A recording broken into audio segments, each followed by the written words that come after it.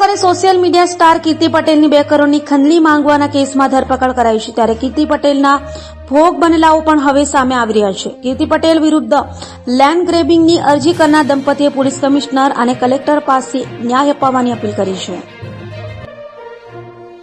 પર્વતપાટા વિસ્તારમાં મૂળ મહેસાણાના કીર્તિ પટેલ પરિવાર સાથે રહે છે. તેમના પત્ની મંજુલાબેનના નામે સંતાનોના સારા ભવિષ્ય માટે 2016માં પુણાગામ વિસ્તારમાં આવેલી કુશલ દર્શન વાટિકા સોસાયટીમાં 203 નંબરનો ફ્લેટ લીધો હતો, જેની કિંમત 20 લાખથી વધુ થાય છે. આ સાથે જ તેના પર હાઉસિંગ લોન પણ લીધેલી છે. 2019માં કીર્તિ પટેલને ભાડે રહેવા માટે આપ્યું હતું. આ દંપતીએ પુણા પોલીસમાં કરેલી અરજી પ્રમાણે આ ફ્લેટનું ભાડું 9,500 અને ડિપોઝિટ પેટે 30,000 રૂપિયા લેવામાં આવ્યા હતા. થોડા સમય માટે કીર્તિ પટેલ ફેમસ થઈ ગઈ હતી અને ન્યુસન્સ પણ ફેલાવા લાગી હતી. તેને ફ્લેટ ખાલી કરવા માટે કહ્યું હતું. શરૂઆતમાં કોરોના બહાનું જણાવતી હતી અને ત્યારબાદ અન્ય બહાના હેઠળ ફ્લેટ ખાલી ન કરતી હતી. આ સાથે જ ભાડું પણ ચૂકવતી નથી. આ બાબતે 2022માં પુણા પોલીસ સ્ટેશનમાં અરજી કરવામાં આવી હતી. આ સાથે જ કીર્તિ પટેલને પણ લોનના હપ્તા ન ભરાતા હોવાનું પણ કહેવા છતાં તે ભાડું પણ આપતી નથી. જ્યારે પણ કીર્તિ પટેલ પાસે ભાડું અને ફ્લેટ આપી દેવાની વાત કરવામાં આવતી ત્યારે અભદ્ર વર્તન કરવામાં આવતું હતું. આ સાથે જ ધક ધમકીઓ પણ આપતી હતી, જેથી હેરાન પરેશાન થઈ ગયા હતા. છેલ્લા 6 વર્ષથી તે આ ફ્લેટ પર કબજો જમાવીને બેઠી છે. મંજુલાબેન કીર્તિભાઈ પટેલે જણાવ્યું હતું કે પોલીસ કમિશનર સાહેબ, કલેક્ટર સાહેબને અમારી 2 હાથ જોડીને વિનંતી છે કે જે ટિકટોક સ્ટાર કીર્તિ પટેલ છે તેણે અમારા ફ્લેટ પર 6 વર્ષથી કબજો કર્યો છે. તે ભાડું પણ નથી આપતી અને ફ્લેટ ખાલી પણ નથી કરતી અને ઉપરથી દાદાગીરી કરે છે.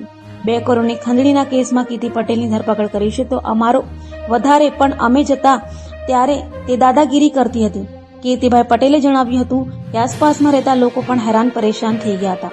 અમારો પરિવાર પણ તેના ત્રાસી પરેશાન છે. અમને કોઈ પણ હિસાબે અમારો ફ્લેટ ખાલી કરાવી અમને અપાવો. આ પેટનો દસ્તાવેજ સહિતનું બધા જ ડોક્યુમેન્ટ અમારી પાસે છે. આ ફ્લેટ પર લોન છે, તેના હપ્તા પણ હું કરું છું. આ ફ્લેટના તમામ દસ્તાવેજ મારી પત્નીના નામના છે. કીર્તિ પટેલ આ ફ્લેટ બચાવી પડવા માંગે છે. ગુજરાતના મુખ્યમંત્રી, સુરતના પોલીસ કમિશનર અને કલેક્ટરને મારી વિનંતી છે કે અમારો ફ્લેટ ખાલી કરાવી આપો અને અમને ન્યાય અપાવવા માટે વિનંતી કરી હતી. કીર્તિ પટેલ સામે લેન્ડ ગ્રેબિંગ સહિતની અરજી પુણા પોલીસ સ્ટેશનમાં કરવામાં આવી છે. આ બાબતે પુણા પોલીસ દ્વારા તપાસ પણ હાથ ધરવામાં આવી છે. કીર્તિ પટેલની આ અરજી બાબતે નિવેદન નોંધાવવા માટે અગાઉ ઘણીવાર કહેવામાં આવ્યું છે, જો કે તે નાસ્તી ફરતી હોવાથી એક પણ વાર નિવેદન નોંધાવ્યું નથી. આ સાથે જ તેને તેનું પક્ષ પણ મૂક્યો નથી, જેથી આગામી સમયમાં કીર્તિ પટેલ સામે લેન્ડ ગ્રેબિંગ સહિતનો ગુનો દાખલ થઈ શકે તેવી શક્યતાઓ પણ છે. આ સમગ્ર અરજી બાબતે અને પોલીસની તપાસ અંગે આ જે ફ્લેટ છે ત્યાં કુશલ દર્શન વાટિકા સોસાયટીમાં પહોંચતા નીચે ફ્લેટના માલિકોના કોઈપણ પ્રકારની નેમ પ્લેટ જોવા મળતી નથી. ત્યારબાદ બીજા માળ પર પહોંચતા 203 નંબરમાં કોણ રહે છે તે અંગે પૂછપરછ કરી હતી. જોકે ત્યાં કોણ રહે છે તેમની અમને જાણ હોવાની આસપાસના પાડોશીઓએ જણાવ્યું હતું.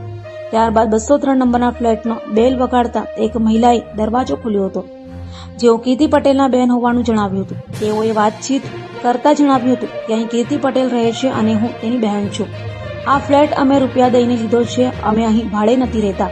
જ્યારે કીર્તિ પટેલ આવે ત્યારે તમારે જે વાત કરવી હોય ત્યારે આવજો, ત્યાં સુધી અહીં આવવું નહીં.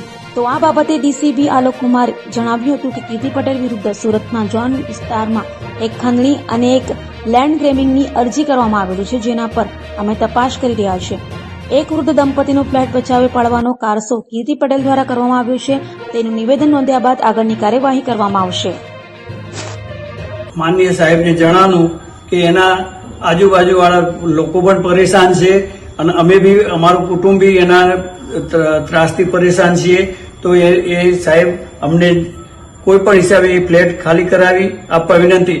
એ ફ્લેટના કાગળ ટોટલી દસ્તાવેજથી મોડી અને ટોટલી ડોક્યુમેન્ટ મારા નામના જ છે અને બધા ગવર્મેન્ટ દસ્તાવેજ છે, ડોક્યુમેન્ટ બધા મારા નામના જ છે. માનનીય સાહેબોને સર્વેને મારી વિનંતી છે કે એ બેંકના હપ્તા પણ હું ભરું છું અને બેંક ટોટલી દસ્તાવેજથી મોડીને ટોટલી કાગળિયા મારા વાઇફના નામના છે, તો અમારા નામના છે. છતાં પણ એ દાદાગીરી કરી અને એ ફ્લેટ પચાવી પાડવા માંગે છે.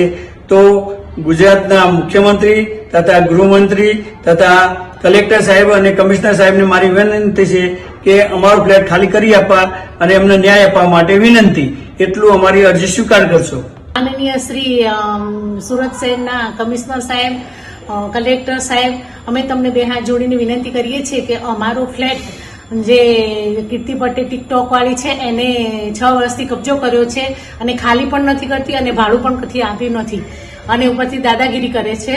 તો અમારો આજે એનો 2 કરોડની ખંડરીમાં એને પકડીને સુરતમાં લાવ્યા છે અને જેલમાં પૂરી છે. તો હવે આજે અમારો એ પણ ફ્લેટનો જે એ કેસ અમારો તમે સોલ્વ કરવા માટે વિનંતી. અને અમે જ્યારે ફ્લેટ ઉપર મળવા જતા ને ત્યારે દાદાગીરી કરતી અને સનો તમારો ફ્લેટ ને એમ બધું બોલતી.